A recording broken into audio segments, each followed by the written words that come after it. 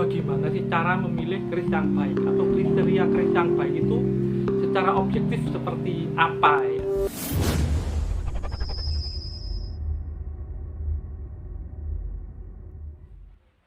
Rahayu, Rahayu, Rahayu.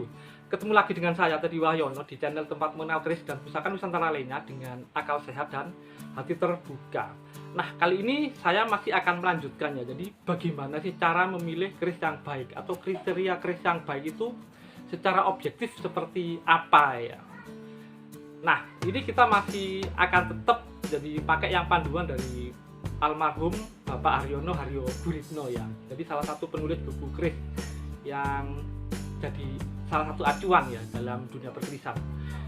Nah, sebelum saya bahas, buat teman-teman yang belum subscribe, silahkan subscribe dulu biar tidak ketinggalan informasi dari channel ini. Nah, jadi kita langsung aja ya. Jadi kita melanjutkan ya. Jadi kalau bahasan sebelumnya kita sudah membahas tentang tuh sirap morfuh jo, nanti tuh ngun data ting, itu yang kita bahas. Jadi yang berikutnya yang K, Rah, Punggo, nanti mungkin di video berikutnya. Nah, sekarang kita bahas yang 4 dulu ya. Yang pertama jadi ngun atau wangun ya. Wangun itu apa sih? Sebenarnya bahasa sederhananya itu pas ya, pas. Nggak kurang, nggak lebih ya, tidak kurang atau lebih ya. Jadi wangun, jadi enak lah dilihat gitu ya. Jadi misalnya bisa dilihat dari looknya. Nah, looknya seperti apa, terus detail ricikannya ya, entah itu kayak kembang kacangnya seperti apa, grindingnya seperti apa, sogokannya seperti apa, kalau ada odo-odo atau keruwingan seperti apa gitu. Nah, mungkin yang paling mudah mungkin sogokan ya, sogokan seperti gambar di samping ya, sogokan dari keris ini ya. Tapi memang ada sogokannya dibuat dengan baik ya, sangat niat ya, kalau dilihat itu enak gitu ya, enak dalam gitu. Jadi yang sogokan belakang ngerong ke belakang, sogokan depan ngerong ke depan gitu ya, dalam itu terlihat enak lah. Soalnya ada yang keris yang sogokannya dibuat mungkin ala kadarnya ya, biasanya keris yang dibuat massal atau yang nyebutnya koden. Jadi contoh di samping kan terlihat ya, lihat yang tadi terus lihat yang ini kayak ada yang kurang. Nah, itu nggak wangun berarti. Jadi wangun istilahnya yo nggak kurang, nggak ada yang dikurangin, nggak ada yang ditambahin gitu loh. Wangun pas. Jadi ini kalau ini yang contoh keris Bali ya kayaknya, kalau teman-teman lihat yang apa jenenge gonjo bagian depan sirahnya itu ya, memang terlihat cukup wangun ya. Nah, itu wangun. Nah, sebelumnya dari ngun da itu dapur. Jadi dapur itu juga menjadi salah satu acuan atau kriteria ya dalam memilih sebuah keris ya.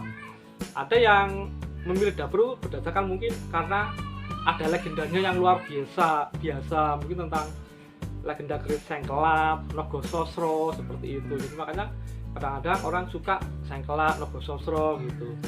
Ada juga yang keris favorit karena mungkin melihat keris keraton. Di Jogja ada sebuah keris pusaka yang hanya bisa dipegang raja, yaitu Kanjeng Kiai Ageng Kopek. Itu dapurnya Jalak Sangu Tumpeng. Nah, makanya Jalak Sangu Tumpeng itu juga menjadi salah satu dapur favorit ya gitu ya.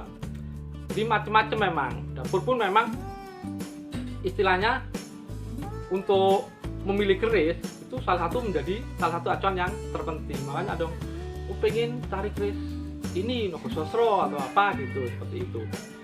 Nah, berikutnya setelah dapur itu tata itu tantingan ya. Nah, tantingan itu apa sih? Jadi nanting ya, pegang gedernya sambil dirasakan beratnya itu.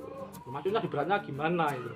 Karena memang beda ya, karena kadang-kadang orang itu suka yang sepo atau gimana gitu, itu memang tantingannya beda. Biasanya kalau yang sepo, apalagi sepo banget, Majapahit ke atas itu, apalagi itu kalau dibandingkan dengan yang baru-baru ini gitu, ibaratnya gitu, dengan volume yang terlihat sama, kalau ditanting itu biasanya yang sepo atau sepo banget terasa sedikit lebih ringan. Cuma itu memang perlu latihan. Kalau baru mungkin agak sulit ya bedakan gitu, kok kayak sama sih gitu loh ya. Walaupun memang ada yang memang terasa cukup ringan banget gitu. Cuma sekali lagi memang itu perlu latihan, apalagi yang eranya nggak terlalu jauh. Mungkin kayak misalnya keris-keris Mataram Senopaten sama keris Nom-Noman yang era Yogyakarta Surakarta itu memang perlu latihan, perlu jam terbang untuk nanting. Dan itu kadang-kadang juga menjadi salah satu dasar ya, jadi memilih sebuah keris atau menentukan oh ini bagus ini enggak bagi sebagian orang. Nah itu tantingan ta, berikutnya ting atau tintingan atau tes jenting. Jenting itu ya dilepas bilanya dari besinya, nanti dipegang ininya, dipukul biasa gitu, atau pakai benda keras kecil atau apa gitu, nanti ini bunyinya seperti apa gitu, karena konon untuk materi yang berbeda. Jadi teman-teman mungkin kalau dalam ilmu perkisan mengenal kayak yang wesi Purwosani, wesi Karangkijang, wesi Mangangkang, wesi Kamboja itu karena memiliki ciri bunyi yang berbeda, dan itu wataknya, istilahnya karakternya juga berbeda. Nah itu kadang-kadang juga menjadi bahan pertimbangan dalam menentukan bagus tidaknya sebuah keris.